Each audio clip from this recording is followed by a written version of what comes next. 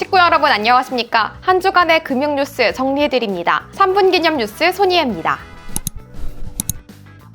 첫 번째 소식, 반가운 금융권의 채용 소식입니다. 코로나19 등 사회 여러 요인으로 인해서 상반기에 채용 가뭄이었던 금융권에서 공개 채용 소식을 속속들이 내놓고 있습니다. 광주은행과 전북은행, 대구은행, 신한은행, 우리은행 등 시중은행 상당수가 채용 일정을 확보했습니다. 특히 근본 채용에는 인공지능 AI 등 새로운 방식이 다수 도입돼 철저한 준비가 필요해 보입니다. 대한민국의 모든 취업 준비생들 응원하겠습니다.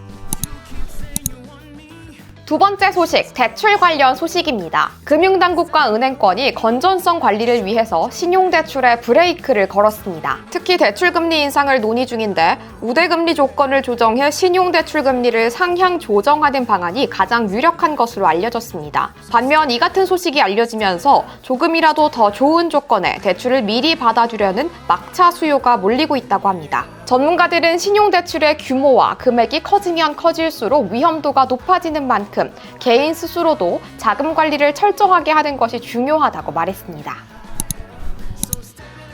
세 번째 소식은 차고송금법 소식입니다. 계좌번호나 금액을 잘못 입력해 송금했을 때 돈을 돌려주는 일명 차고송금법이 21대 국회에서 다시 논의되고 있습니다. 현재는 차고송금 발생 시 송금인이 금융회사를 통해 반환을 요청할 수는 있으나 반환이 원활하게 이루어지지 않고 있는 데다 송금인의 비용과 시간이 상당 부분 소요되고 있는 상황입니다. 갈수록 차고송금의 건수와 규모가 늘고 있는 상황에서 이번에야말로 차고송금법이 제대로 자리 잡을 수 있을지 관심이 모아지고 있습니다.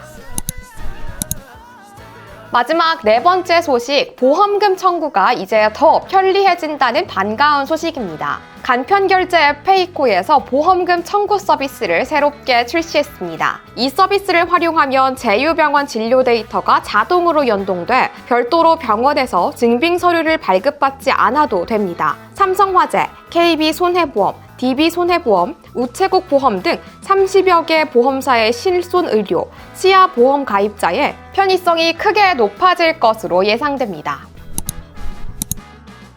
지금까지 한 주간의 금융 뉴스를 3분 안에 정리해드리는 3분 기념 뉴스 손희애였습니다.